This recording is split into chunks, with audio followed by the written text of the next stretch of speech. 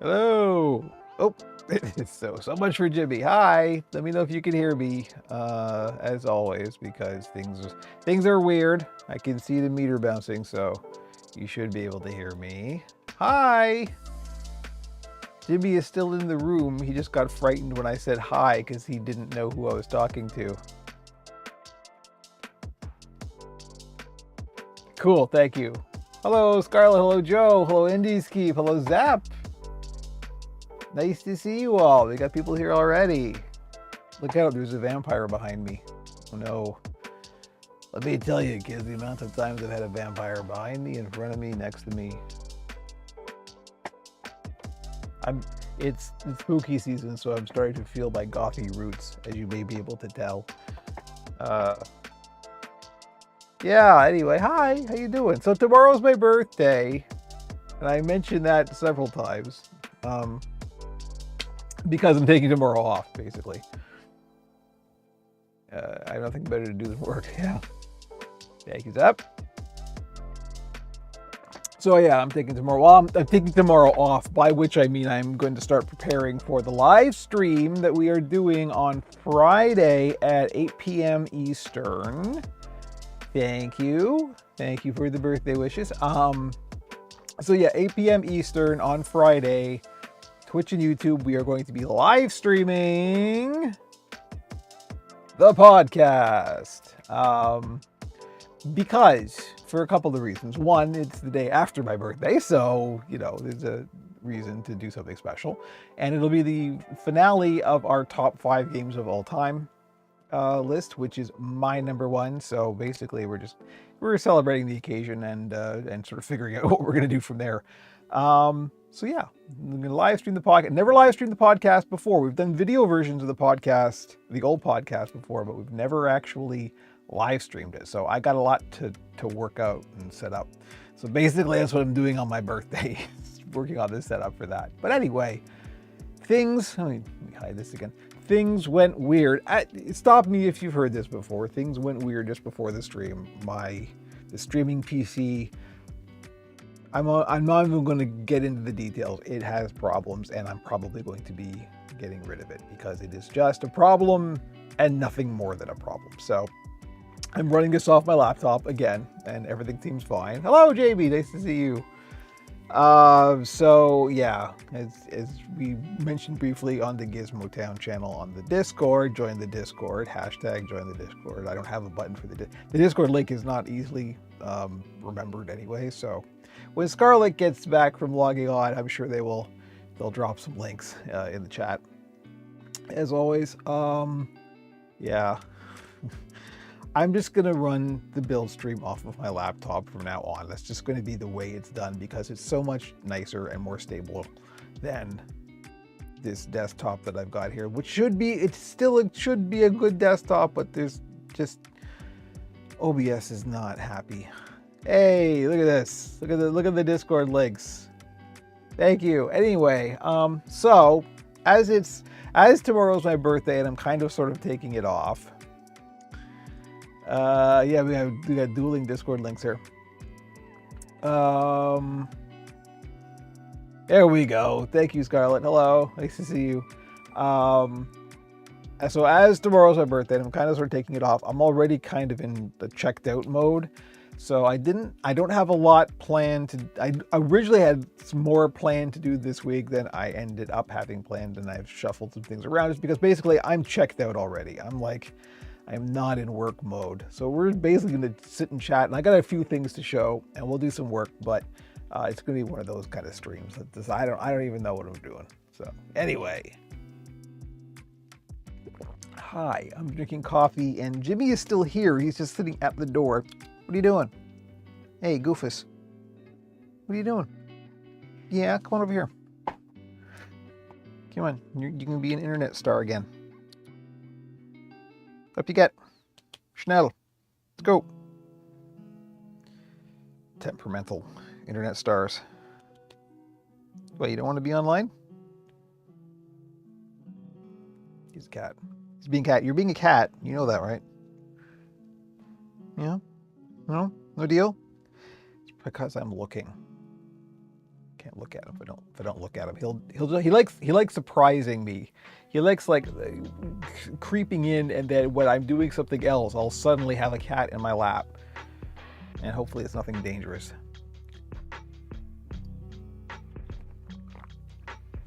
Yes, Friday is the live podcast, 8 p.m. Eastern, Twitch and YouTube. There we go. See, I told you I wasn't looking, and suddenly there's a Jimmy here. See?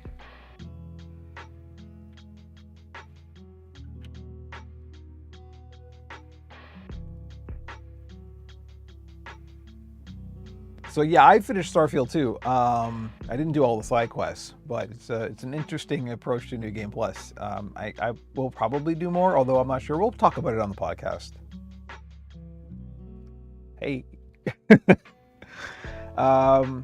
And you may be able to, if you're not going to watch live, well, obviously there'll be a VOD, so you'll be able to see us. I still don't know what I'm going to wear. I have a couple of ideas. As I just mentioned, I've been feeling a bit gothy lately, so I think I'm going to start getting back to my roots a little bit and integrating more gothy elements into my look, as it were. And yes, I care about these things. I know it's silly, but it's all part and parcel with the art thing, you know? Yeah, Jamie, the Diablo 4 has kind of fallen off a cliff, huh? I mean, I did exactly the same thing. I was like, I haven't even looked at it in a couple of weeks. I looked at it, I was like, oh, yep, it's still this, you know. It's like, it doesn't have the hooks that 3 did. And then, maybe you'll get it eventually, but yeah. Shirt and possible pants. That remains to be seen. I mean, we're only going to be from the waist up, so. Apparently Diablo 3 has more viewers on Twitch than Diablo 4 does. Ooh, nice. Getting a comically large birthday boy badge. Oh, it's not up to me. I'm going to leave that up to my cohorts. Here we go. See? Told you we'd get a Jimmy. Who's ignoring the camera. The camera's over here, bud. Nope, no tracking. Not at all. Nope, just clueless. Okay. Anyway, we are actually going to do some work today. I got some neat things to show, actually. But right now, I'm finishing my coffee and I have a cat in my lap, and it's my pre-birthday, so we're indulging me. You like Nosferatu? Huh? There's a lot to say about this. That was a journey, let me tell you. If you've been following the Discord, you know all about this. I'm calling this the first premium puppet, because what I decided to do with this, as soon as I started getting into it, I'm like, if I'm going to do this right, if I'm going to really take my time, I just wanted to do a thing. Camera doesn't like scritches or no, look at the camera. Yeah, exactly.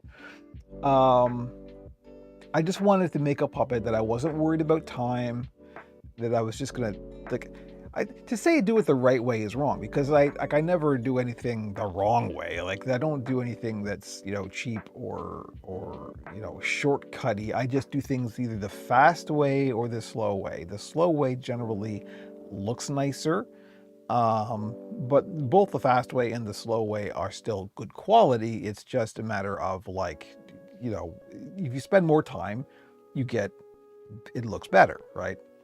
So that's what I want to do with this. So this one, in this puppet, there is literally 3 machine sewn seams, and that's it. There's one down the back, and there's one up each arm, in the bottom of each arm, and that's it. Everything else is hand sewn, and there was a lot, let me tell you, including these hands, which are we'll get some close-ups of these. As soon as I don't have a cat in my lap.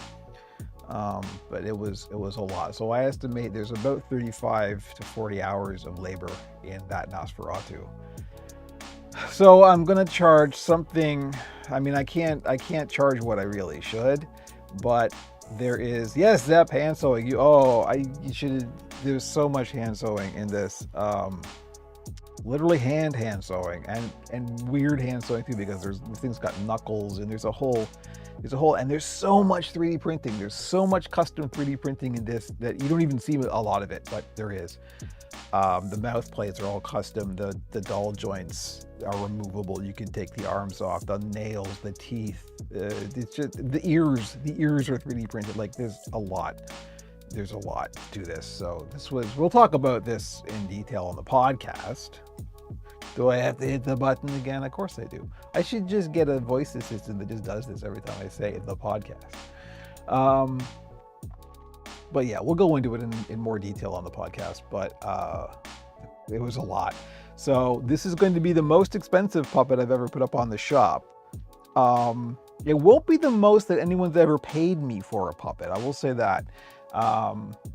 But it'll be the most I've ever charged. The most somebody did a commission, and I did it, and I charged them what we agreed on. And at the end of it, they went, you did a lot of work on this, and this is not, I'm going to give you more than you asked for because you did the work on this. And it was really, really nice. And I'm obviously not going to know names, but it was very nice. So that was the most I had ever received for a single build.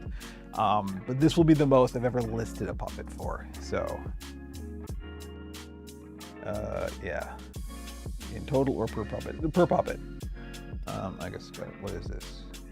Okay, yeah, this is I'm leaving my notifications on because we've been having weird network problems again. So just in case, my wife, she's currently working in the office. So if her internet goes out, I need to be able to rush off and fix it. So, that's why I've got my notifications on. So I may get distracted by my watch or something every now and then. But yeah.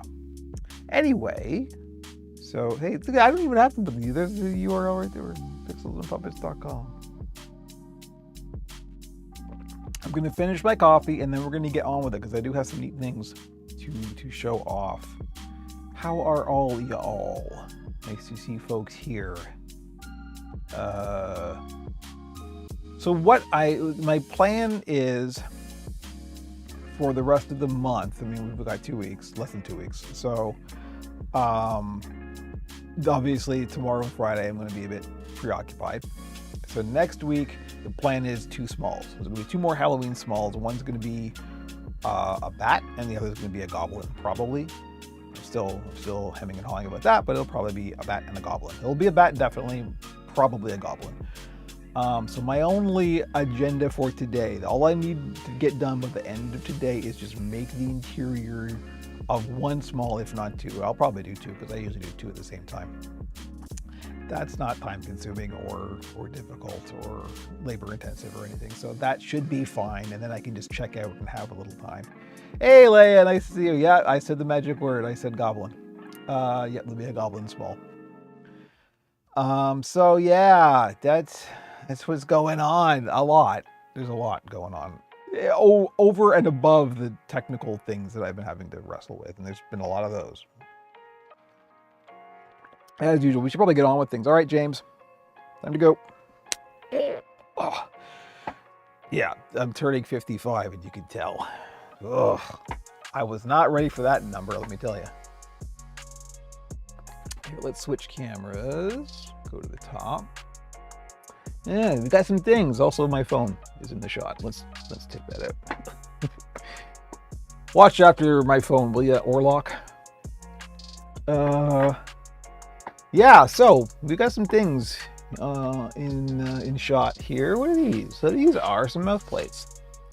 And these are my new mouth plates, and I just finalized these. And they're kind of, yeah, don't look at the over 54, thank you. Let me tell you. Every day I wonder. Troll small. Yeah, oh no, we've been talking about that on the Discord. Maybe some merch coming soonish. After next month, because I actually got a commission, Halloween commission, to start the first week of October. So that's another thing to look forward to. We'll talk more about that when the time comes. However, what I'm going to do, I'm not currently 3D printing. One of the reasons I'm not currently 3D printing is because of the aforementioned technical issues. So we can get down here and just get a nice shot of this. Okay, so these are my new mouth plates. Now, what's going on here? So, anything currently printing? No, there is nothing currently printing because I can't, because of the PC being weird and stupid and bad. I'm gonna fix that after the stream. I got plans. I got some ideas. The worst possible thing, my greatest nightmare came true a few weeks ago. I guess a few weeks ago, probably about a month ago now. A puppet that I well, in this case it was Indies Keep. Shout out Indies Keep. I traded them a Greebly for the 3D printer, and the finger loop on the top mouth plate came loose. The idea included accelerant in the match. Well, kinda. There is a bit of a scorched earth idea going on, but we'll see about that. So yes, the finger loop on the top mouth plate came off of the Greebly. First time that's ever happened in 4 years. So I kind of always knew that this was a possibility, just because the plastic is flexible, and glue and flexible plastic, obviously at some point it may fail. I was just kind of hedging my bets, hoping it wouldn't, but it did. Thankfully, Indies Keep is extremely understanding and knows how these things go. So, still trying to figure out how to take apart the puppet. You probably can't. So, taking apart the puppet may be the only solution, or you could just like get some fiberfill and stuff the head, and basically be able to anchor your fingers down onto the mouth plate without having to use a finger loop at all, right? Like, it's a matter of like, do you need the grip at all is the question. And if you do, then you can always just like stuff the head with something and push your fingers down onto it. There's other things than just finger loops for grips, right? Finger loops are just like kind of the more convenient, the nicest thing, but there's other ways to accomplish that.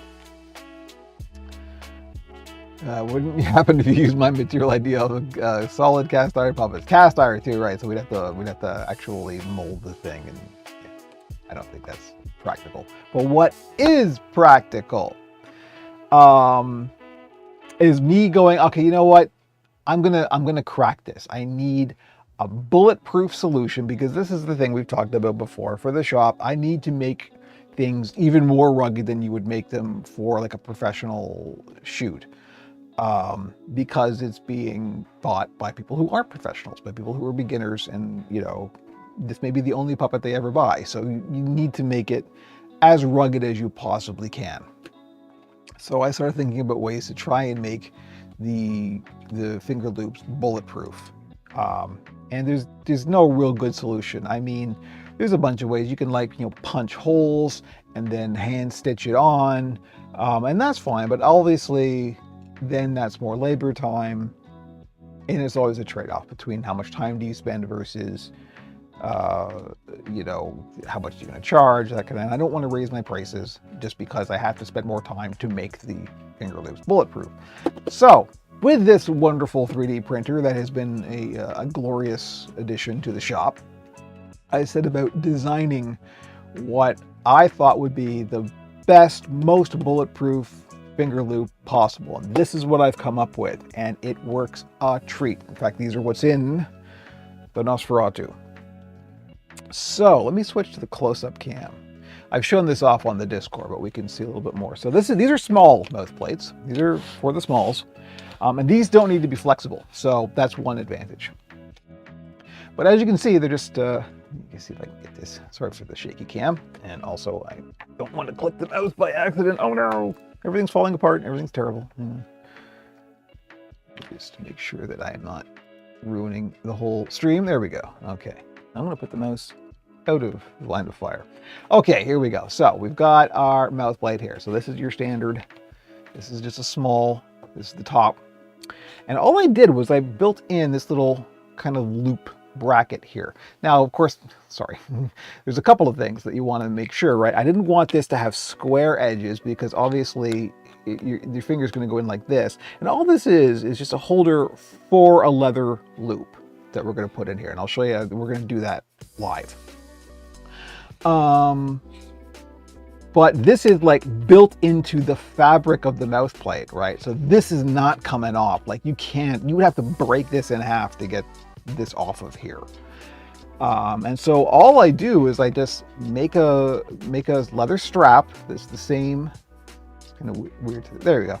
It's the same width as that, feed it through, punch a couple of holes, hand stitch it closed and do a lot of stitches so it's really, really tight.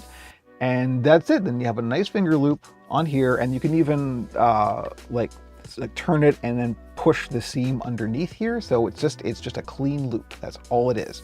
And this feels fantastic when you put on a puppet that's got this, because not only do you have the finger loop, but you've got a little kind of bumpy grip here as well. This is something I didn't even think of, but it works fantastic. So originally I had these a bit wider and it didn't work so well because it just, would push your whole finger in. So I made it narrower, and that ended up doing this thing where there's like a little grip on the top here, and it feels, this is the best feeling grip that I've ever used on any puppet ever. So good news, we got a solution for our bulletproof finger loops. Thank you to Indiskeep for taking the bullet and forcing me to reevaluate that. But this is it. This is the new mouth plate. So these don't take too long to print. These are in ABS, or not ABS, PLA. And these are rigid. They're about, I don't know, 1/8 of an inch thick. They're quite strong. I use a slightly elevated infill, so they're pretty sturdy. And there you go. So the second problem to solve then was, so for the Greeblies, however, I want flexible mouth plates. Those of you who know anything about 3D printing know that there are flexible filaments, and it's TPU. TPU is a different animal entirely from printing in PLA. And it's flexible, it's rubbery. And of course, because of that, you have to print at a higher temperature, but a much slower speed and more infill density, just to have it, beautiful host, hello, nice to see you. Just to make sure it holds up, right? So I had never printed in TPU before, so yesterday was the first time I tried it, and I am happy to report that it came out very well. So here we go. This is the new Greebly mouth plate. This took 10 hours total to print, so got to plan ahead. However, as you can see, we've got the same little bracket on there for a finger loop. So this will be, and this is part of the material, so it's on there solid. But the nice part is, if I can possibly demonstrate that, it's flexible. Look at this. So we can do our nice little Kermity mouth curls, right? So there's the top, there's the bottom.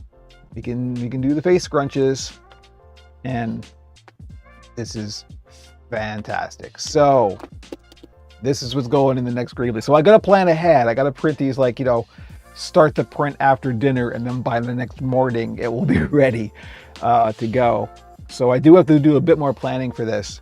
These take about an hour each for the smalls, but these take 10 hours. That's the difference between the TPU and the PLA. So yeah, this was the first time I just used the default. I'm using Cura as my slicer, and I just used the default settings for this printer for TPU, and this is it. This is how it came out, and it's fantastic. I love it. So this opens up a whole bunch of possibilities for different things. So there we go.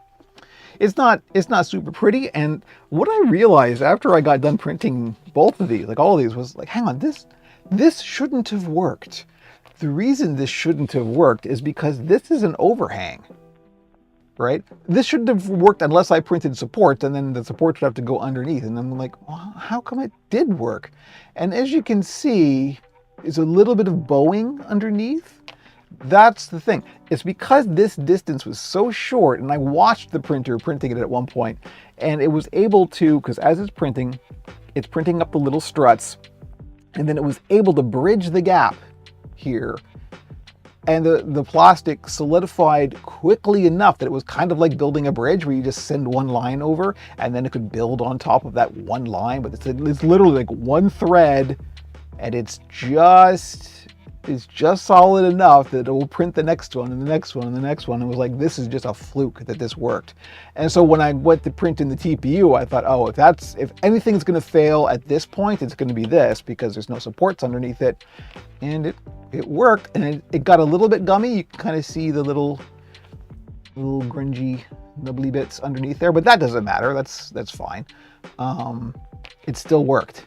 And it still worked in TPU. And look at this. I mean, you can fold this thing in half and it's fine. There's no cracks, there's no, and it's neat because it's partly transparent, so you can actually see the internal honeycomb structure in there, or the grid, as it were. So yeah, these are neat. I like these a lot. And look at how precise they are. I mean, just like, that's mathematically precise, right? Because I scanned in my usual metal plates, and then I vectorized them and I imported them into Tinkercad and played with them there. But yeah, mouth plates, 3D printed mouth plates are the future as far as I'm concerned. So yeah, we got it, folks. So what are we gonna do now? We need to make the finger loops for these mouth plates. So I'm gonna focus on the smalls. I'll worry about the Greely later. I'll put this aside somewhere. I have no place to put this that isn't. All of my surfaces are occupied with stuff. I have too much stuff. I don't know if I mentioned this before. It's just too much stuff in this room. I'll do that. Okay. Ethan, hello. Nice to see you. Yeah, Printer Farm. I mean, I really don't have the space. Like, I particularly don't have the space now, but boy, I would like to. So what we're going to do is we're going to do the finger loops for these small mouth plates. I got uppers and lowers here. Okay. So all I got to do is make some leather straps that are the right width to go into these little brackets, punch some holes in them, feed them through, and then stitch them closed. And that's it. A 3D printer is going on my Christmas wish list. I know, right? Like, so much. And we can even talk about here, before we get into this, let me show off some of the stuff on the Nosferatu here, because this is real special. Come on, Orlok. So, it's pretty good. The eyes are the only thing that aren't 3D printed, funnily enough, which is the thing you'd expect to be 3D printed, but they're not. These are safety eyes. The ears are 3D printed. There's shells in here. I just covered them with fleece. But these are like, but they're hollow as well, so they're really, really light. The teeth, obviously, are 3D printed. The mouth plates are like these. They're 3D printed with these finger loops. The dull joints, there are dull joints in the arms that are bolts that you can unscrew, so you can take the arms off. And of course, the claws are 3D printed. And to do, sorry, Orlok, I know that's undignified. To do the knuckles and the finger joints here, these are little 3D printed caps.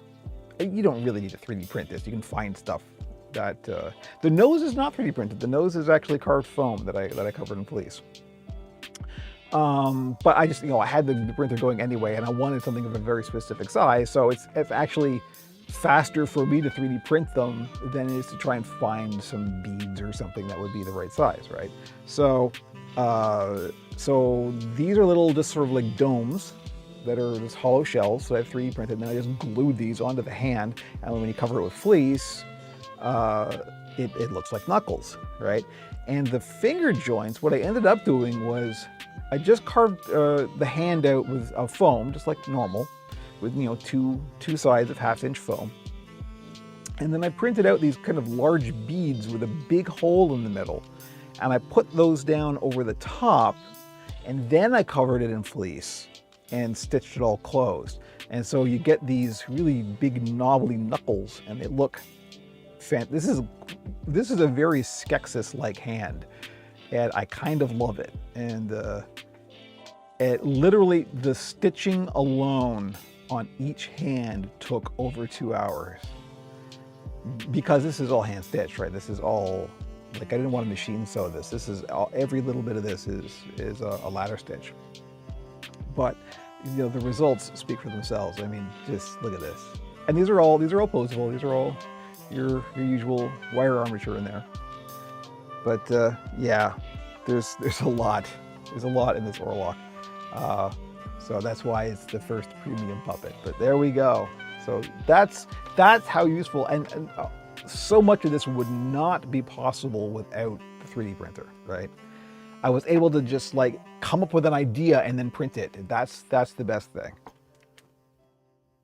So there we go. Orlock's going back. Now we'll get back to actually making stuff. But I'm sitting here evangelizing for 3D printers, and I think I've made the case. I think, oops, knocking stuff over. The Oracle staff is in the way. You're poking Orlock, Oracle. I wouldn't advise it. Yeah, don't anger the vampire. Okay. Let us actually get to work. Demon Dreamer, hello. Every robot has an Orlock.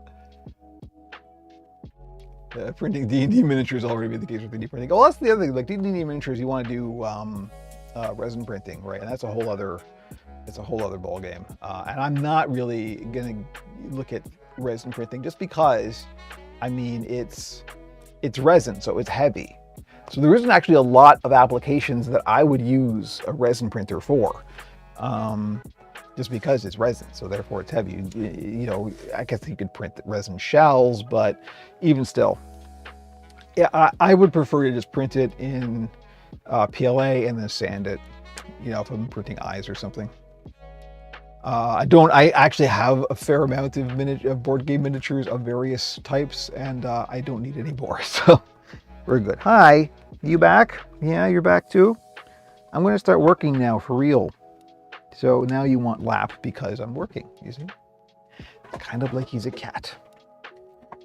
All right, let's get to it. So I'm gonna get some leather. And this is just scrap leather, my usual stuff. These, I've already marked out some straps here. These might be a bit wide. We'll have a look.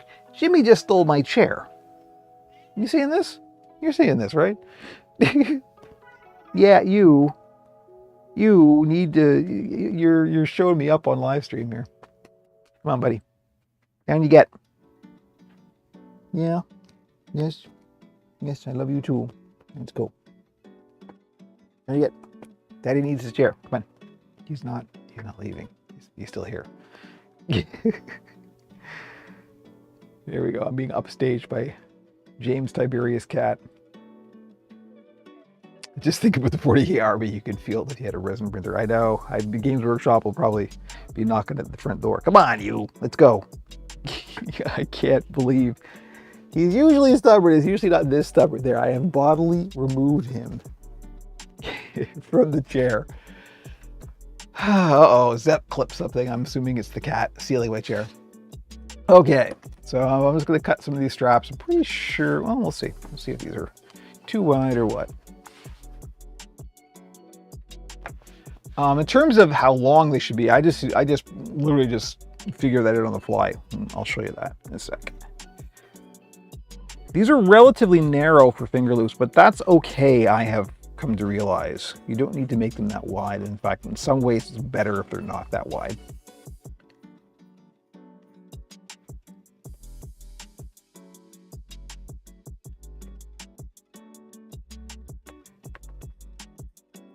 So I'm just going to cut a strip off here.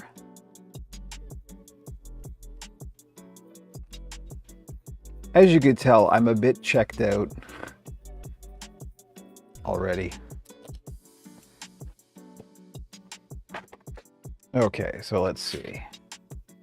Is that going to go through? That's a little bit wide. Let's narrow that. Just a little bit. I could measure it, but who measures? What kind of monster do you take before?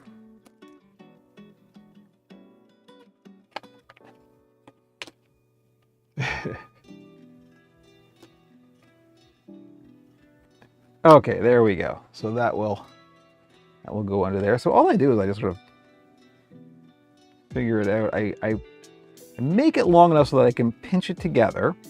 Put my finger, this is the top, so it'll be my middle finger. And I make it a little bit loose for me. It's because I have relatively small hands. So in case somebody has bigger hands, then that won't be a problem. Also, leather stretches, so it should still be fine. So there we go. About there. It's a good size for the top.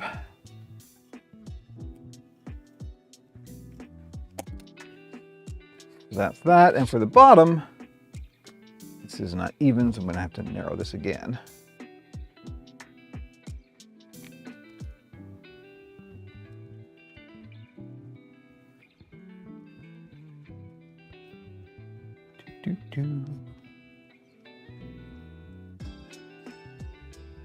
Okay.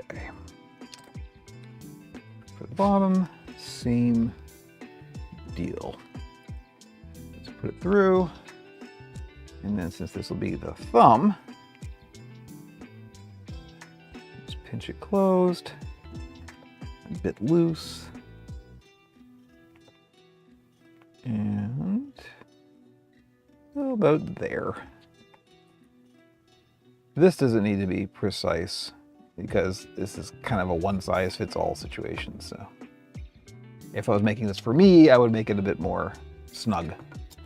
But I'm not, so I won't. Okay, let me mark these because these are going to be different lengths, or are they?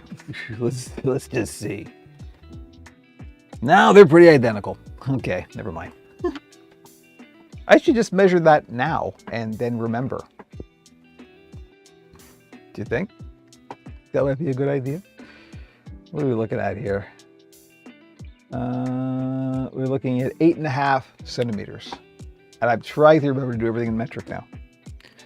I'm going to say it and then I'll immediately forget it. Not like I would write it down or anything. Oh, no, you're... I remember you talking about that printer, Indies Keep. Finally gave up the ghost, did it? The Axis servo motors went bad. I live in fear of the day that something like that happens, because that's a whole other situation that I've never had to deal with before, obviously. So, so I guess we'll see when the time comes. Let me, you know what? While we're here, since I know I have to do more, why don't I just cut these now and save some time. 8.5, you say, huh? Okay. Oh.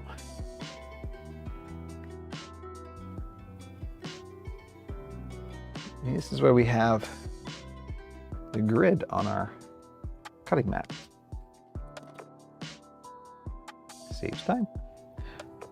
And these are going to need to be a bit more narrow, so let me trim these down.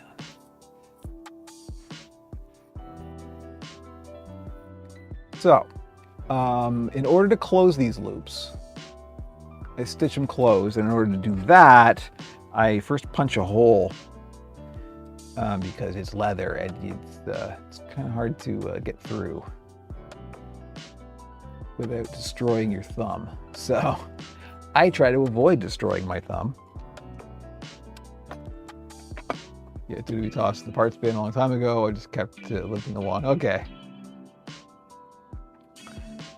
Well, nice to know what was expected, at least.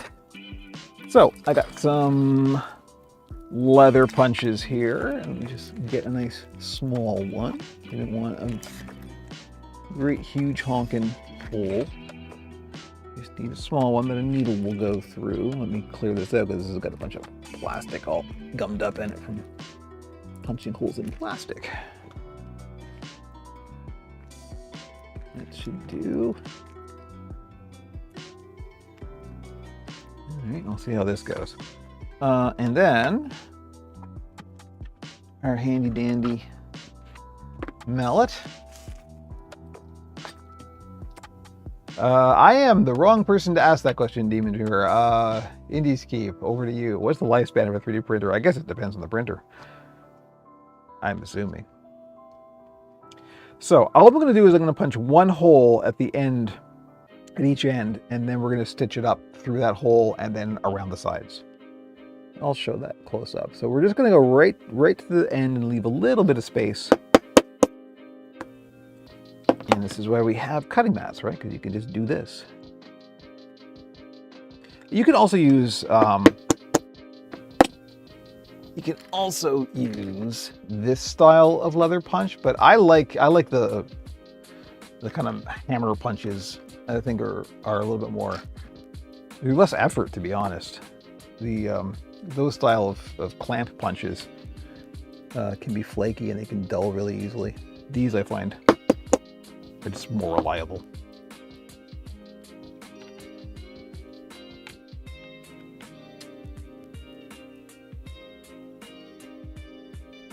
Servos are usually what die out. Most machines just call the manufacturer for a part. Yeah, good to know, because I suspect there's not going to be, now that I've discovered this, I suspect there's not going to be a whole lot of downtime on my printer. I suspect we're going to be kind of constantly printing.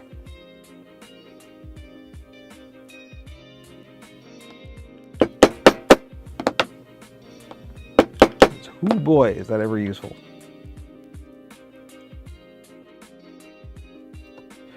So the good news, Zap, is that the next step is hand sewing. Your favorite thing.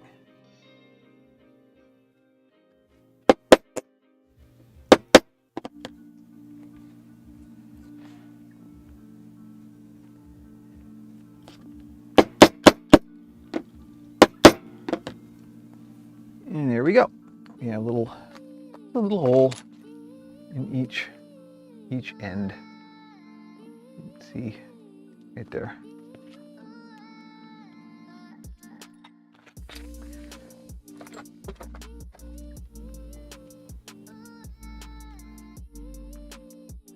Just 3D print the parts with 3D printer. 3D printer breaks. You know, that's not out of the question in some cases. Although you would need more than one 3D printer, because one 3D printer is breaking. But I have, just go on Thingiverse, you'll find parts for 3D printers of the things that you can 3D print. So, all I do is I thread these through, pinch them together, and then we just stitch it up through the hole. So there's really there's no camera that will show that well, so we might as well just go back to here.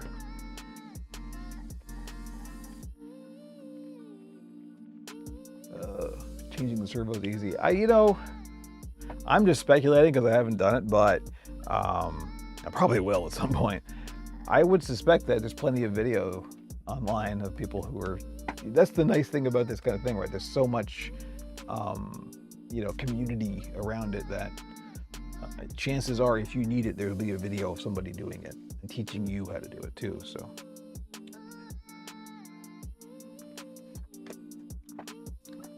Buy me a birthday coffee. There you go. So anyway, now we're down to the exciting part where I'm hand sewing all these finger loops closed. And I'll show a close-up of that when I'm done, just so you see what I've done. Creature Works, hello! Nice to see you, Tom.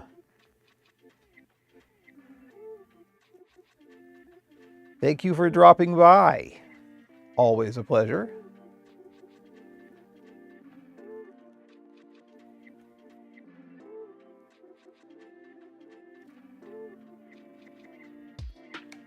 Okay. Yeah, we're doing exciting hand sewing. I know the past few streams have not necessarily been terribly exciting, but like I said, that's just what the build streams are. They're me just doing what I would be doing anyway, so.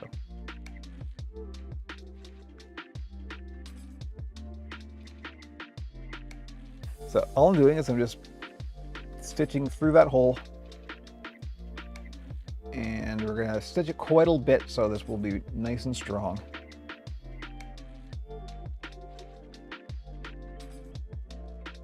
And we're going to go round and around and around. And I'm not going to worry. The thread will probably tangle because this is kind of a messy operation, but that doesn't matter. All you got to do is make sure that you go through it and around it at various sides. Like I said, I'll show a close-up when we're done.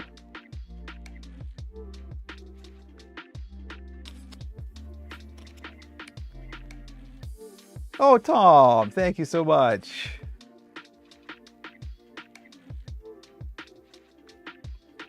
The coffee thing actually did a thing in the Twitch chat. I did not know that that happened.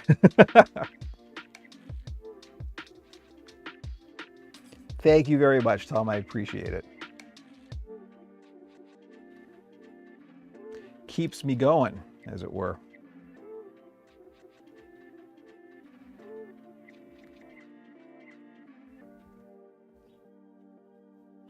Oh, there's the email that I got a Ko-Fi donation. I just heard it. All right.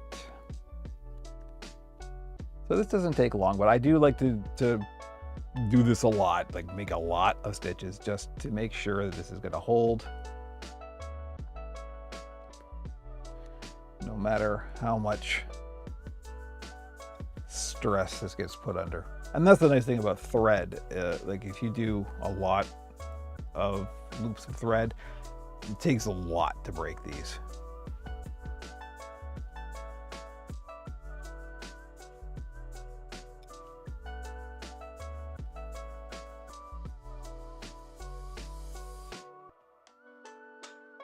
Yes, Tom, thank you very much. We saw. I appreciate it.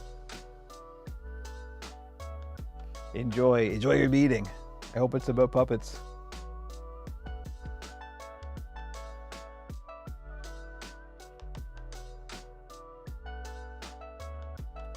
Okay, this will do for this one. So we're going to tie it off and then we can show a little close-up of what I've done. What's our time? Where are we? 11:47. Okay, that's not too bad. We will get to some actual building. We're probably pulling out the Danger Honey today. We'll do the foam fabrication after we're done this.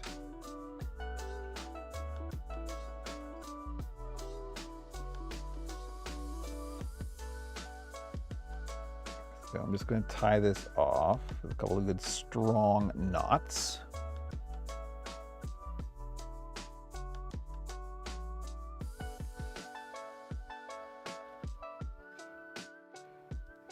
Yes, thank you, Demon Dreamer. I know. It's a bit mesmerizing behind me. I can imagine. You will buy puppets.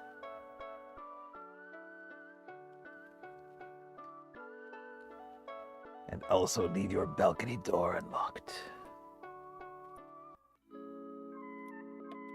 Okay, so let me show a close-up of this. Probably the top cam is the best for this because it will, in theory, autofocus. So, go down to here. There we go. So you see, I just stitched around. It's kind of hard to. Come on, autofocus, do your thing. I know it's all wobbly and weird, but there you go. All I did was just stitch it closed, and then this can be a bit of a struggle. I won't struggle with it right now, but then what I'll do is I'll just sort of tuck it underneath there. And sometimes a tool will help. Let me see if I can. You said you weren't going to do it now, and you're doing it now. What do you pay attention to what you say?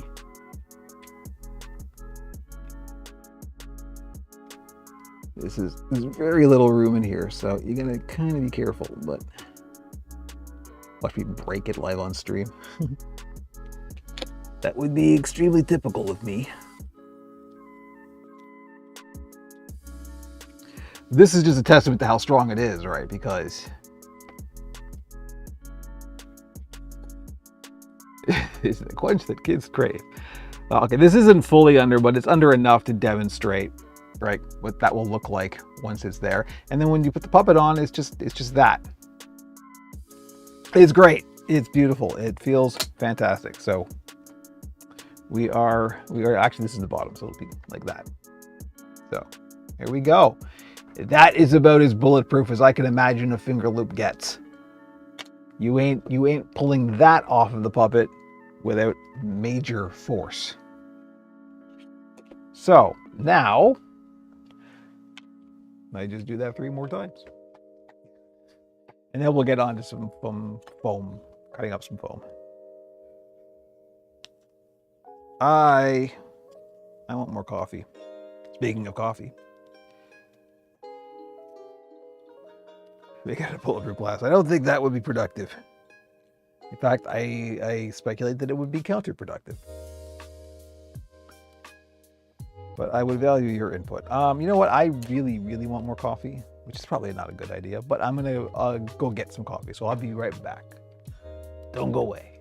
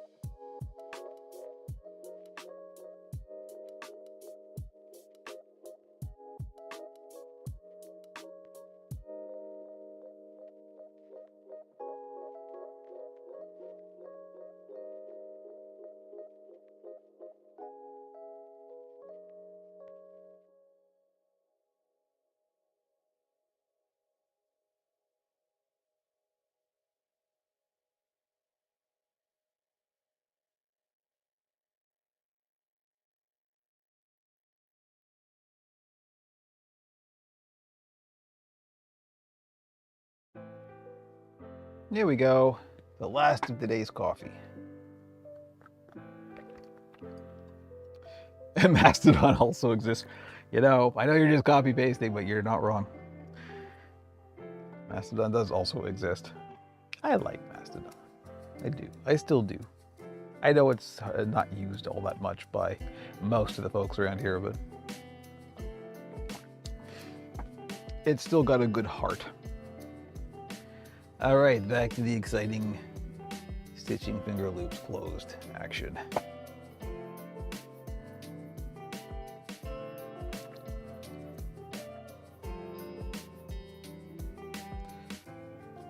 Oh, boy. So it'll be interesting on Friday when we do the live stream, because we'll be live streaming from the living room, which I have never done before. Have I? I may have, but I had a wired connection. We're gonna try to do it through wireless because I've run some tests, and I'm pretty sure we'll be okay bandwidth-wise doing it wirelessly. Because we have to limit the Twitch's upper limit, and that's no, you're right, Scarlett. 8 p.m. Eastern. You are correct.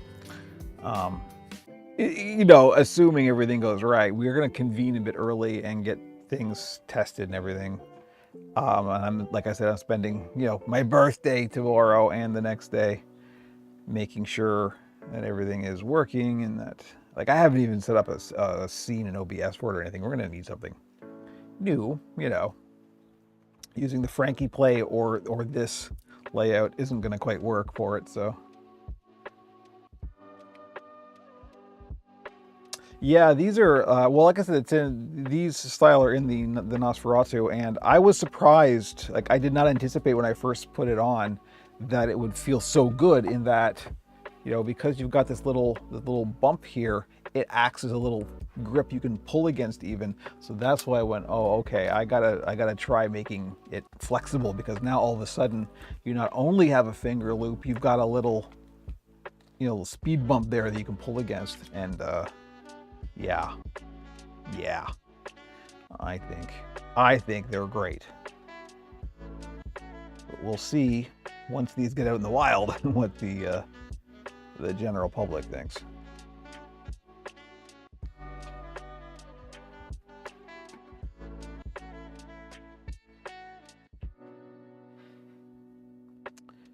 But yeah, 3D printing, huh?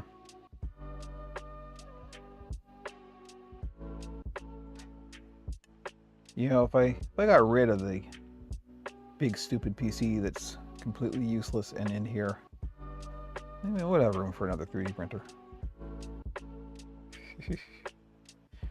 Makes you wonder if newer Muppets have things like that in them and they haven't told us about. Oh, I wouldn't be surprised at all. I mean, just, you know, the stuff like the very first thing I did with this was the new eyebrow frames to make them even, right? Like, so yeah, I'm not reinventing the wheel. I'm just taking the existing way of doing things and streamlining them and making them more robust and stuff, right? So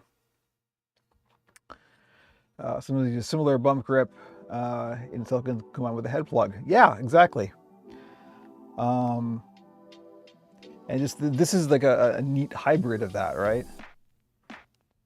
I was genuinely, when I first put the Nosferatu on, I was genuinely shocked at how nice it felt to work with that. It was so good. So,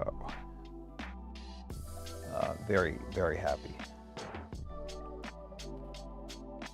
Okay, we're pretty much done with this. Let's go tie it off. We need to rethread the needle as well.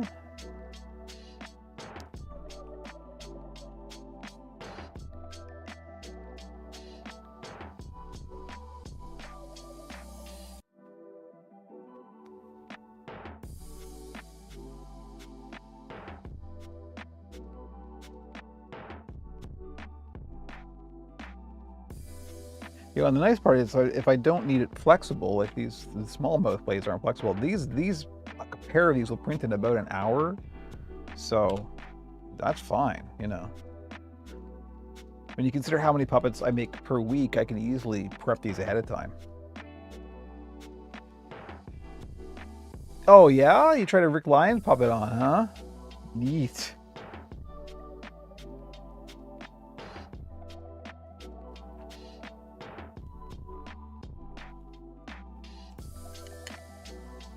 Yeah, boring circular wheels, I know.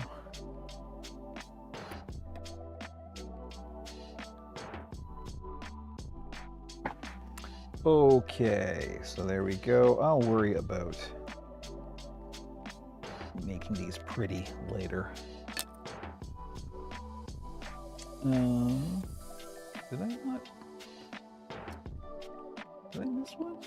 I think I missed one. I missed one. Why did I miss one?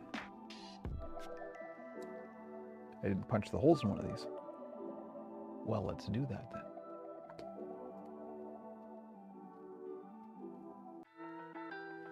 I also want to use a flexible filament to make a flexible hand plate with removable arm rods.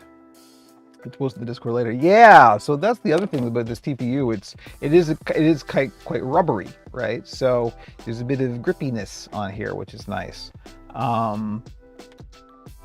I still prefer my like the removable arm rods versus removable arms is always the debate, right?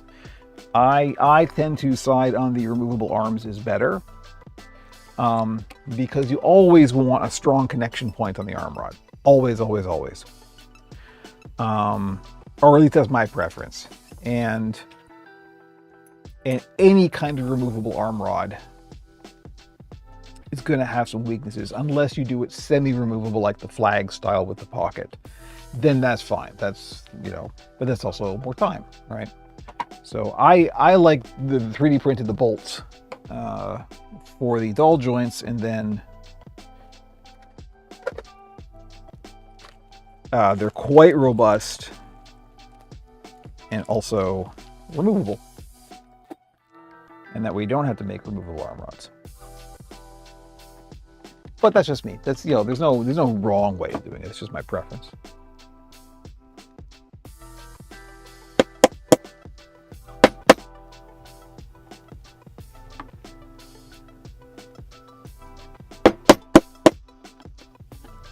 There we go. Just ban arms, yeah. Well, I mean, there's a reason the smalls by default don't have arm rods, right? That was actually to save on shipping. That's a client-based decision because, you know, one of the extra things is like shipping can be quite expensive. So when you've got a puppet that has an 18-inch arm rod, there's a minimum size of box you can get that in, right? And shipping is about weight, and it's also about the size of the box. So I could take a puppet and squish it down quite small and it will be fine, but you can't squish down an arm rod. So I thought, well, what I need is a puppet that doesn't have arm rods or doesn't need arm rods. So that's one of the reasons the smalls ended up the way that they did. And that way I don't have to have a big, huge box for them. Telescoping arm rods. Yeah, exactly.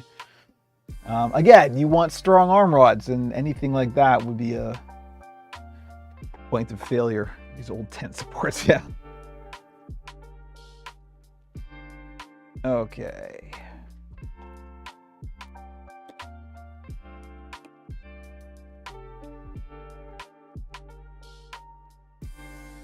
But if you've ever got a one of the Sonk puppets, you know the box they come in, it's like it's a little teeny tiny thing, because you know I can roll those up, and this just basically the size of the mouth plate, right?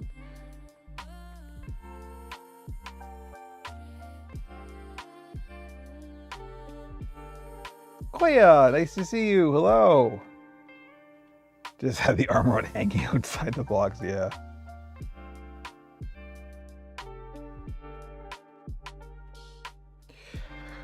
We are doing good. The collective we. It is our birthday tomorrow. In case you didn't glean that from the title of this stream.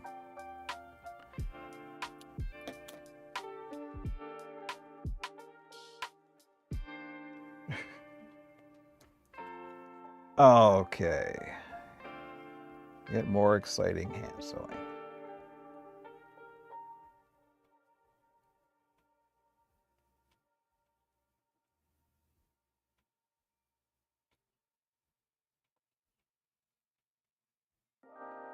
Yeah, Joe, I really like the flag pocket style as well.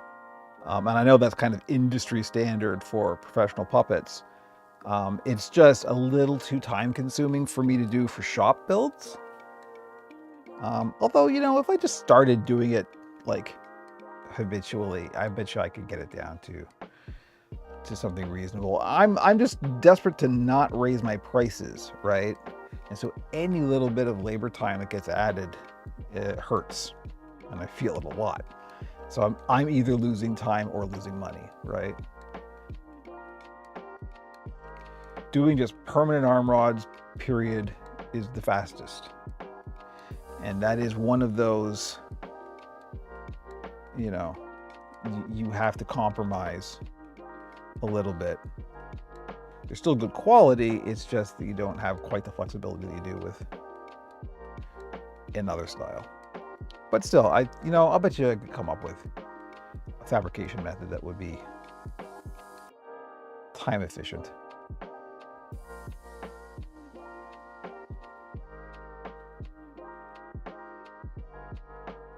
Even printing, like, again, here's the more 3D printing, right? It's that whole, you know, when all you've got is a hammer, every problem looks like a nail.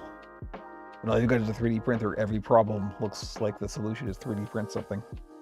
3D print like a hand plate that's got the holes for the wire armature and the little pocket built in, right? That's interesting. That's got potential.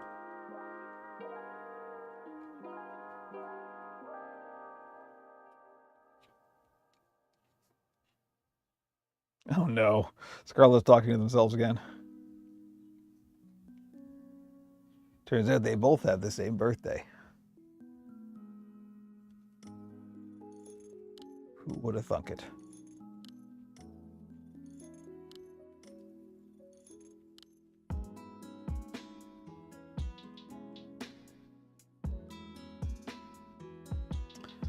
All right. We are almost done. One more. And then we can get on with making some foam. Foam bodies of the smalls.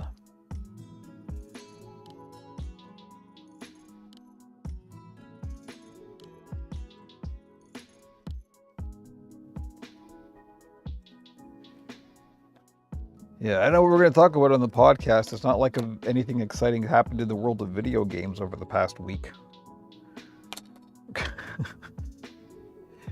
A lot has happened, actually, which is good. It's good for us. Gives us fodder. Oh no.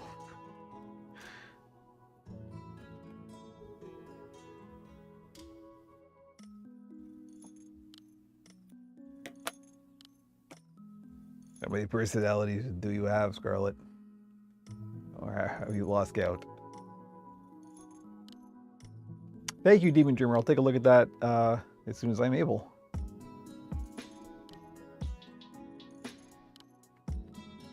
Again, that's the nice thing about this, particularly, you know, with the 3D printing thing, is like there's ways of doing things people haven't even thought of yet, and that every time you see something, it's gonna spark an idea in somebody else, and there'll be new techniques and new ways of doing things, and that's great. I try not to stick to a way of doing things just because that's the way it's always been done. It just turns out that a lot of the times, the reason that we do it a certain way is because this is the way that works, right? So, you know, you gotta balance the two. Thank you very much. With the birthday wishes.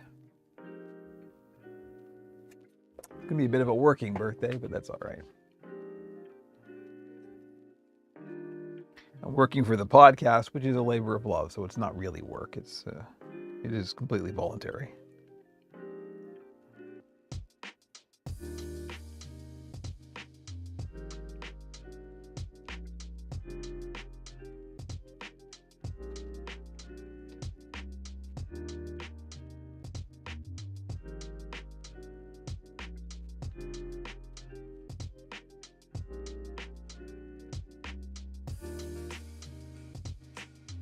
I'm curious to see what the maximum tensile strength on the TPU filament is, because these are like, I just assumed that after a certain point it would crack or break or something, but these are like, you can just crunch these right down and nothing, it's fine. Like, oh yeah, no, we've been talking about it. We have a private channel on the Discord for podcast planning.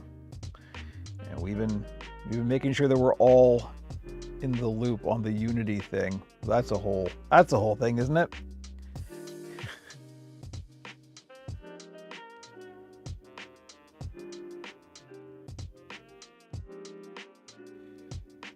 All right, Scarlett, thank you very much. As always. Much appreciated. Enjoy.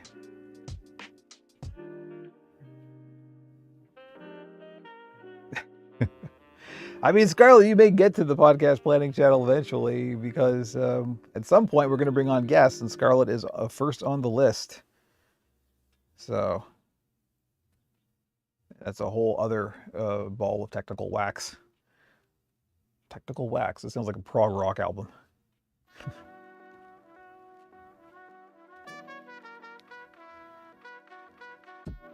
Other than a slightly gothy renaissance, I've also been listening to a lot of prog rock lately. I don't, you know, things have been weird, but good weird. Weird is good, turns out.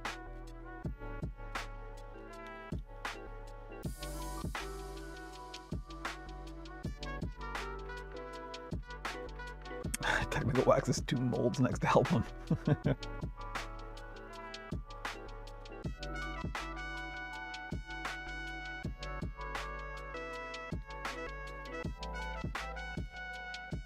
Be a Philip Glass album.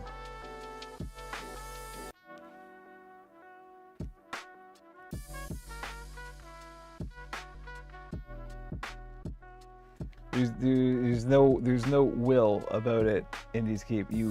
There's no might about it. There is will. If you're a guest, and I would absolutely love to have you on, please get the good mic. that's kind of the thing, right? I know that not everybody access to a good mic, and that's fine. But if you do, please use it.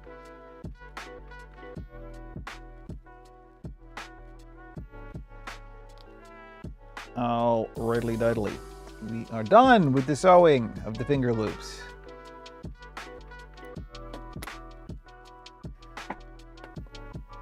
Okay.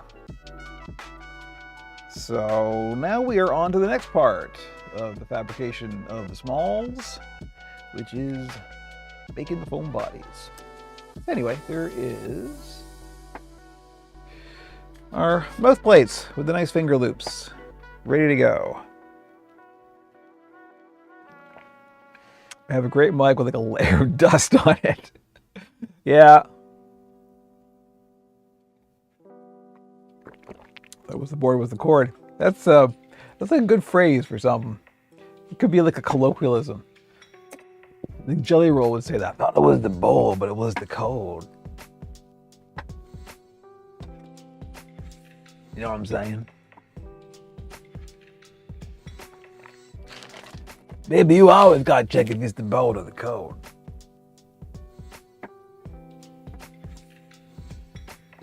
All right, smalls. Make smalls. Make smalls, Kevin. Smalls? Smalls. Smalls. I know I don't have to give anybody this lecture, but I just feel obligated every time I pull out a pattern on stream to say this. Please, if you're new to puppet building, or even if you're not, no matter who you are, no matter what you do, please don't use other people's patterns without their explicit consent.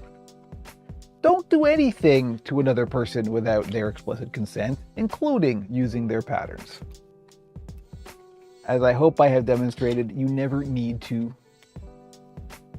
You will not be a better puppet builder because you have patterns. You will be a better puppet builder because you make patterns. There's my lecture. I won't go on about it. But yes, I am going to show a pattern on stream. I've shown this on stream before, and I've had somebody rip it off, which is why I'm a bit sensitive about it. But anyway, we'll just ignore all that. Let's move on to more pleasant pastures. You know what? I gotta pull out. Oh dear, I have to pull out the other roll of foam. The problem with that is, let me demonstrate. Oh, you know what? No, I don't. I'll make this in reticulated. I got this reticulated foam here, and it's a bit soft. So I think I want to use it up and get the right firmness. So I'm going to use up this reticulated for these. I normally wouldn't use reticulated on just a standard shop build, but they sent the slightly too soft stuff, and that'll be fine for the smalls. So we should blur the camera. Yeah, don't worry about it. It's fine. Like I said, the only reason I know somebody ripped me off was because another builder pointed it out to me. I went, are these people ripping off your thing? And it's like, oh, yeah. So don't rip off another person's patterns just because the puppet building community is not that big. You will find out. So just don't do it. And you don't need to do it. Theft is never right. Unless it's from big corporations, then it's fine. I'm partly kidding. Okay, so this foam's been all curled up for a while, so I'm gonna grab the hair dryer here.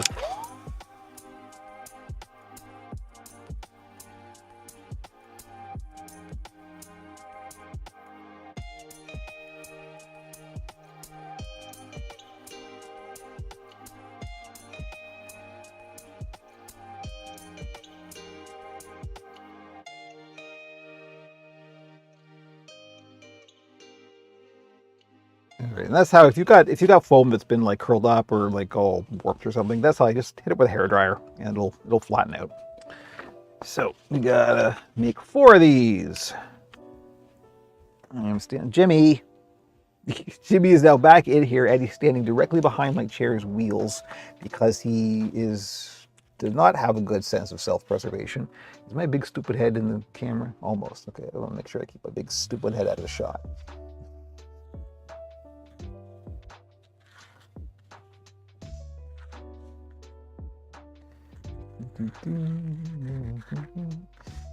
You see, I've made this pattern in a specific way. This pattern is used for both the fleece and the foam, and I'll show you what I've done to make that a little bit more convenient for myself.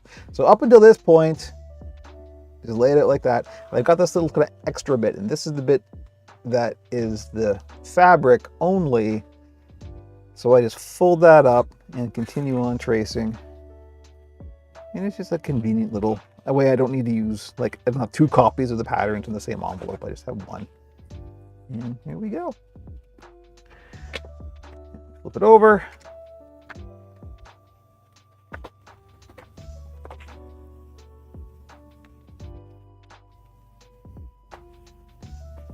Every big core, maybe they have poor lawyer. Well, it's true, but you know what you're getting into, right?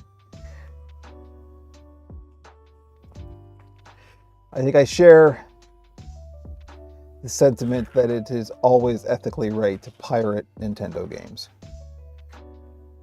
If we're talking on an ethical basis,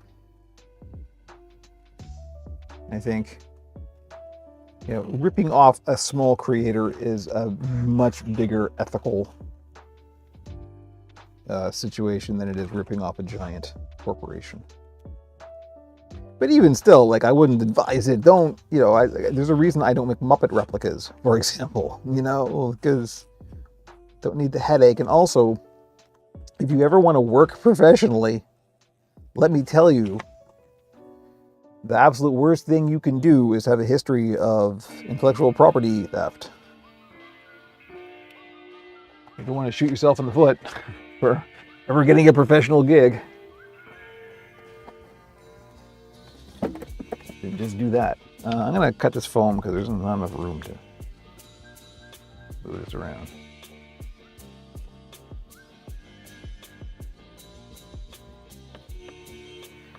I'm just going to rough cut this before we get the razor blade out. And just toss this off to the side, and then that's a bit of Frankie fur. How old that is.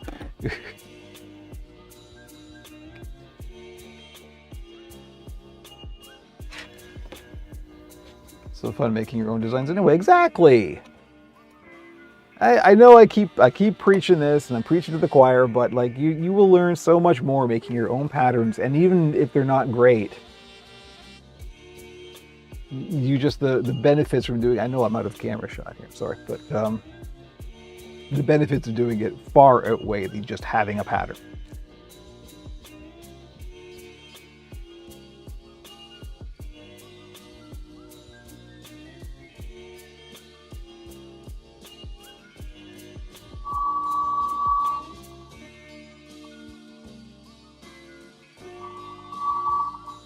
Well, that's right, Jamie. You're flying solo, aren't you? It's the old gig. I hope it's not going too crazy.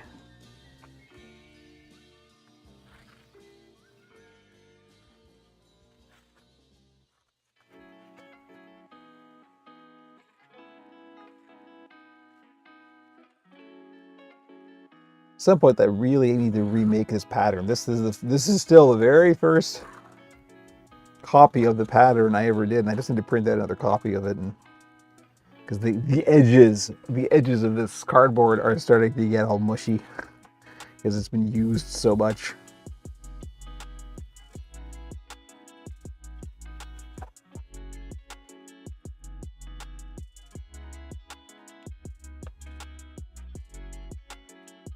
Right, now for second copy.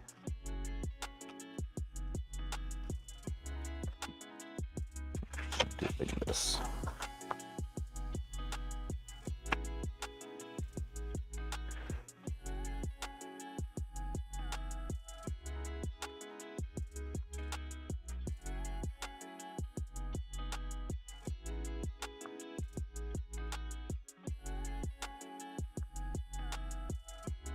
I will also say I do this fairly sloppy. I know that like, you know, when you watch places like Swazzle, their tracing of their patterns is much more precision than I do. I don't worry about it that much. I don't mind some wonkiness, but you know, if you want more precision, you should make like registration marks and line everything up. And I don't worry about it that much.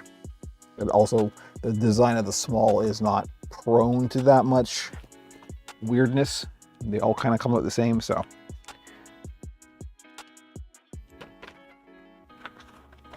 Okay, there we go. Our patterns are traced. Now we're going to cut them out.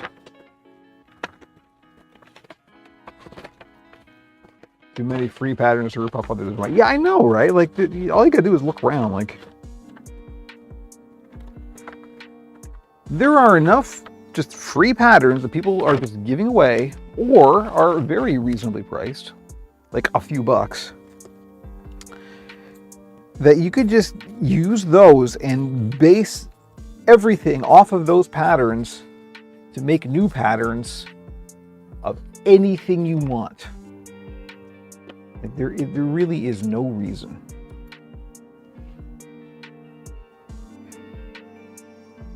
But there's this weird, desperate hunger for patterns. And I know because I used to feel it. But I'm here to tell you, after 4 and a bit years of doing this, it's not worth it. Okay. So now we're going to, hey, back in shot. We're going to take the razor blade and do the usual cutting out of the patterns. This is where it's worth trying to be a little bit more precise. You always want to keep your blade at a nice 90-degree angle to the surface.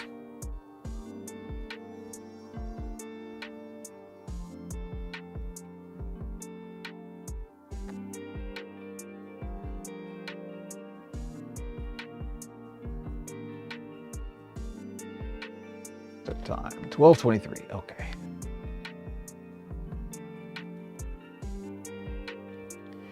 I'm not sure I'm gonna get the danger honey out this session. I may move on to the fabric.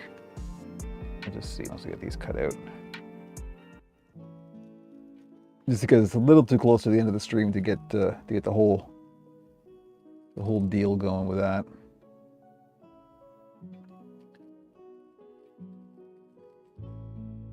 I gotta close the door and get the mask and all that sense. And it's all got to be done, so it doesn't really matter what order I do it in.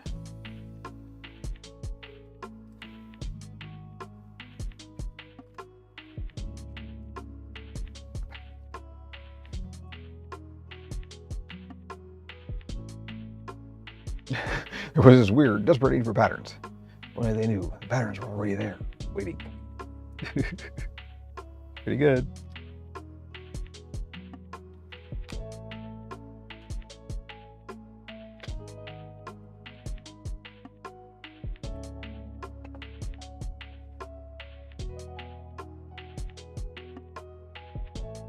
Hey, we're building puppets. What do you know?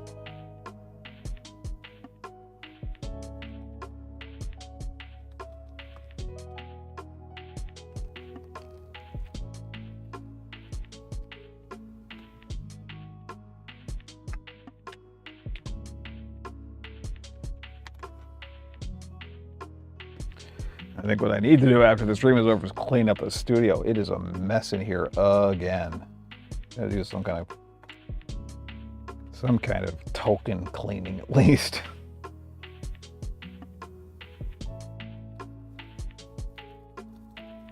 It is a sign that I've been busy, so that's good. That's what I tell myself.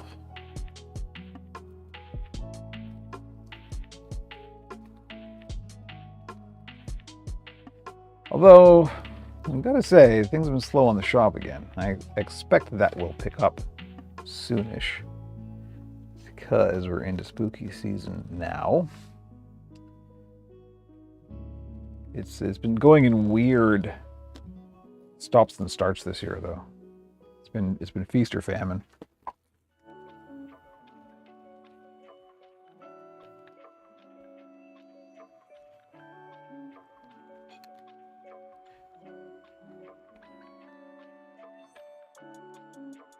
I think after Halloween is done, I'm going to be getting back to more of the Greeblies and Live Hands monsters and that kind of thing. So I think that's kind of what people are waiting for. We prefer feast, really. Yes, I concur. We would.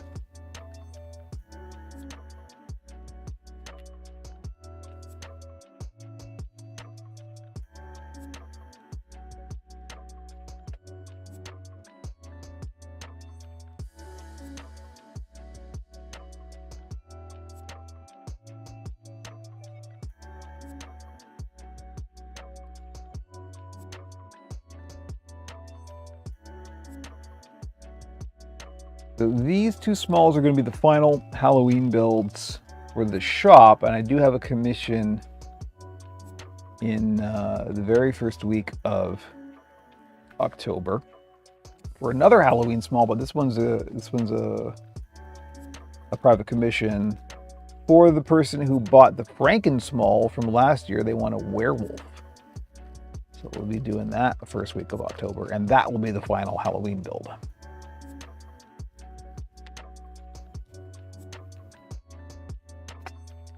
That should be fun. I got some ideas. They had some concept art and it was fantastic. So I would not normally have accepted or said yes to such a customized commission, but the art was so perfect. It was so very much my wheelhouse that that I just had to do it. Oh yes, Jamie. You know what? I actually forgot about that, but we could talk about that. That's also that is also in the works.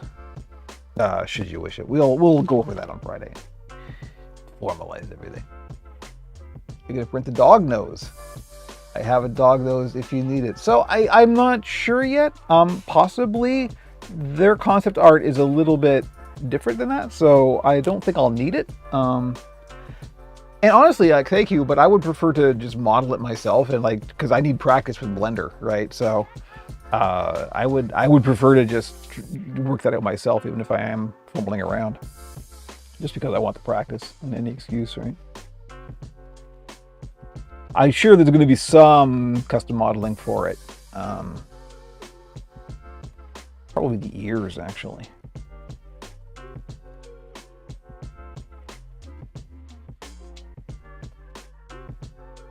But I don't know. We'll see. I'm still thinking about how I actually want to fabricate it. But we'll show the. I'll get permission to show the concept art because it's really good, and as you will see, very much my thing.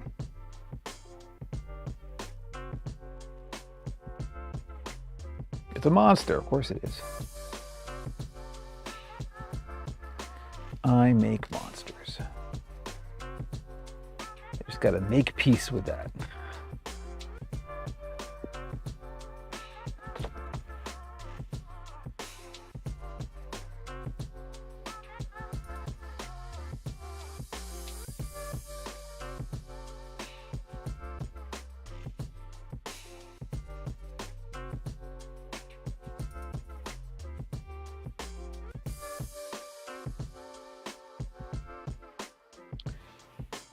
Our time. We got half an hour.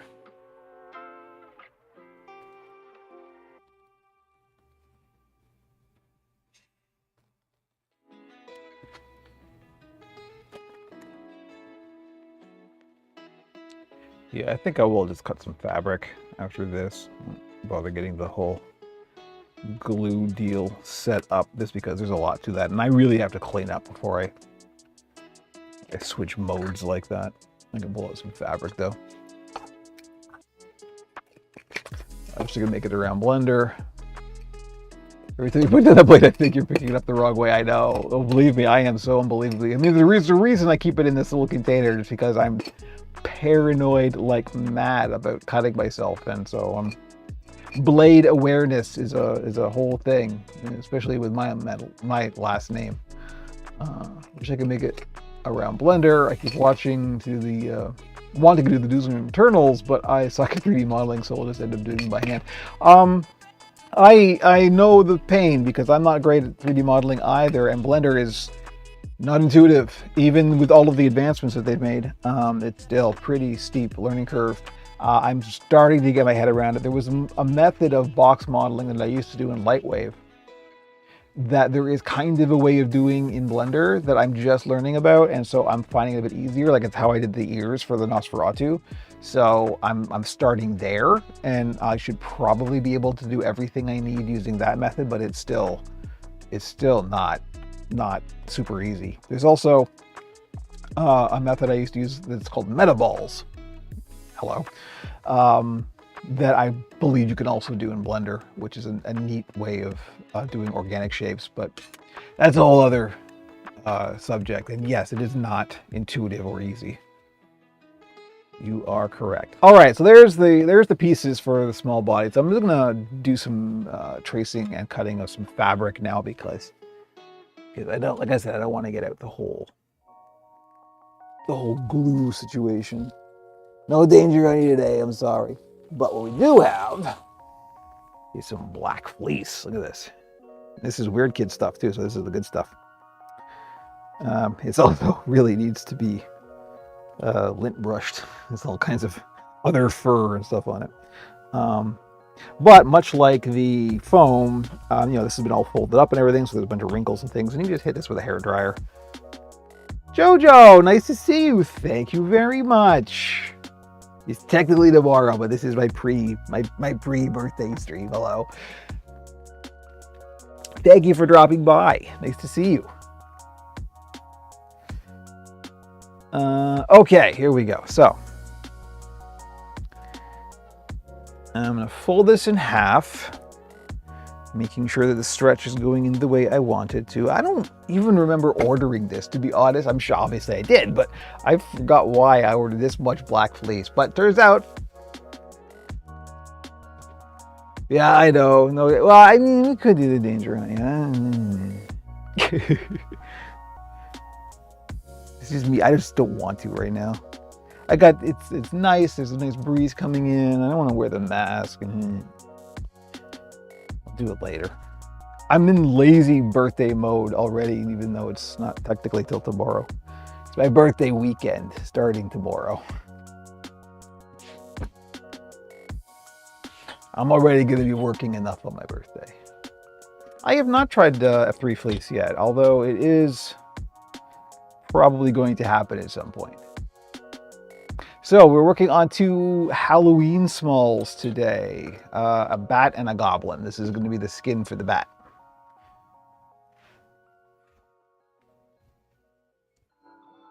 Speaking of which, I need a pattern.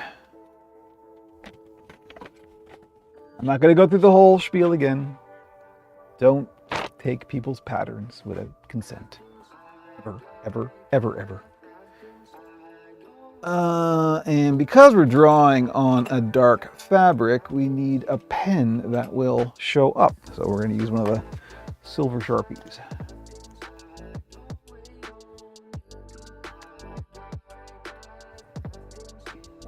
Yeah, it's good to know. I'm interested to try that, the F3. The problem with it is that, well, I think somebody's offering it in different colors now, I think, but I don't really have the room to dye a whole lot, so that is one of the reasons why I hesitated. But it will happen at some point. I'm really, really fond of the hand-dyed Nyla stuff from Weird Kid. This is my absolute favorite. So I'm not in a big hurry. There are also economical factors. Because I'm building for my shop most often, I got to keep costs down, right? So And one of the ways of keeping costs down is to not use very expensive materials. All right, so I just hand eyeball seam allowances. As you can see, I'm pretty good at it, so this is all you need. This all gets cut off anyway, so it doesn't have to be super precise. I always hand sew the dart, so not gonna worry about that. But I do this first and then we pin it. Because remember, this is folded in half, so. And the eyeball feels like a good Halloween puppet, yes. Thank you, Jojo.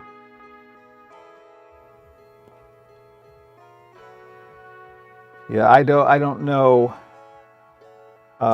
if you've seen the Nosferatu. I know you're on Instagram, so you probably have seen the Nosferatu finished. If not, there it is. But I'm pretty happy with how that turned out.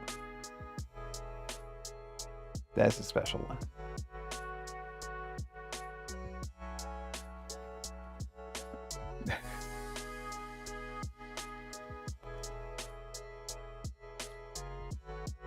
I mean, let's face it, Halloween is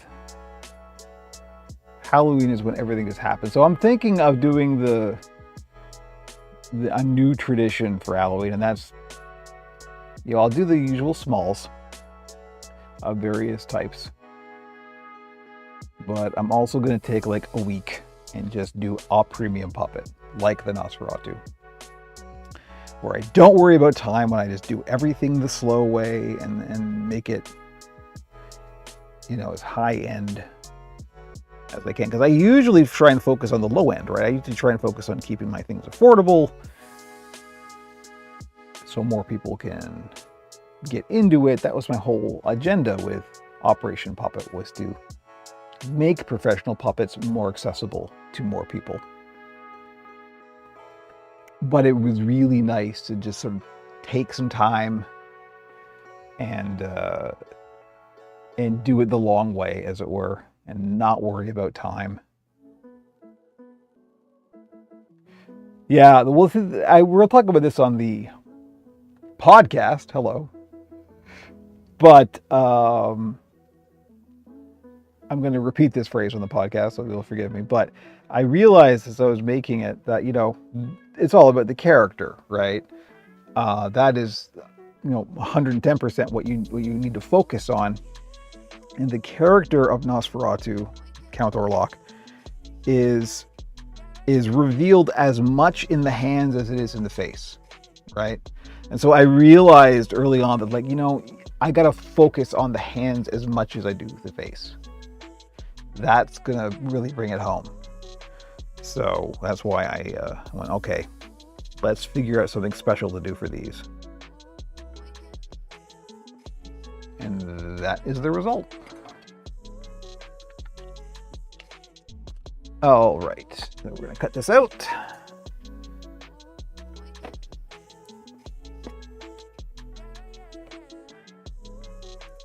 I was standing up a lot and going out of shot. I apologize.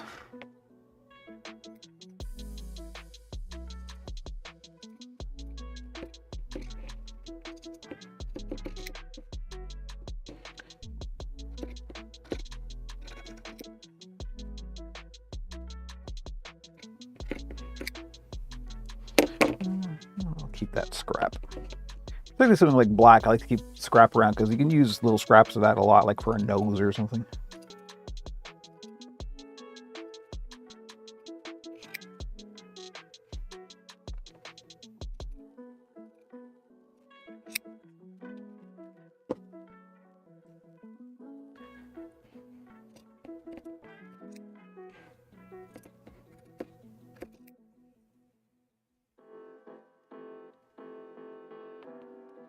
You do a side-by-side glow-up photo between my Orlok and the new Orlok.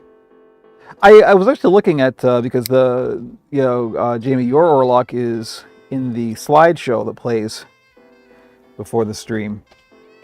And it's like, it's good. It's just a different approach, right? Like your Orlock is more Muppety than this one.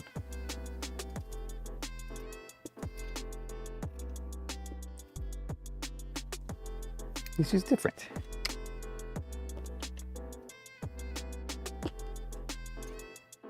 If I was gonna do your Orlock again, I probably would.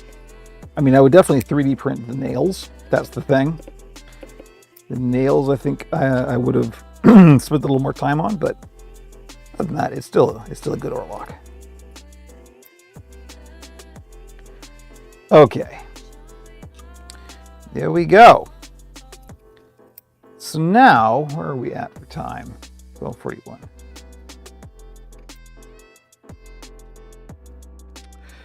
What are we gonna do? It's getting even later. I don't really want to do more because I haven't decided if the second small is going to be a goblin. He's rocking that severe jacket. It's true.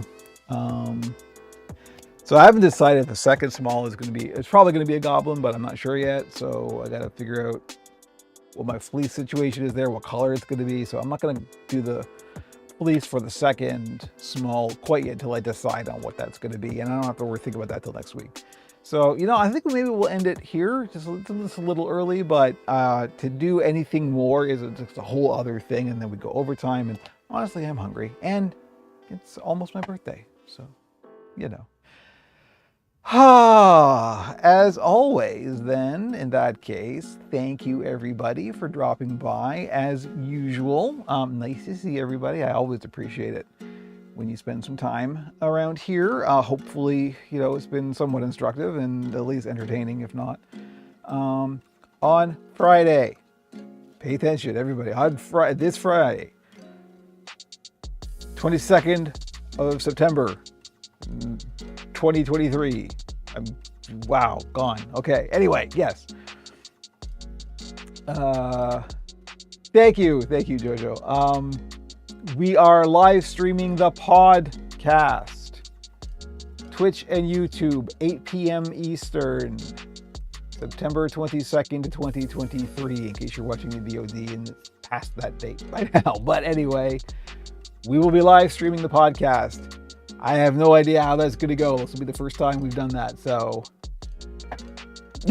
you know, it's anybody's guess. But it's my birthday weekend and we're celebrating a number of things. So anyway, hopefully we'll see at least some of you there if you are available. The VODs will be up. So there we go. That's the whole thing. Yeah. Okay. So I'm going to go and have some lunch and then do more puppet building after that. But at any rate, thank you, everybody. Much appreciated. And hopefully we'll see you Friday, and if not Friday, then next Wednesday. Adios.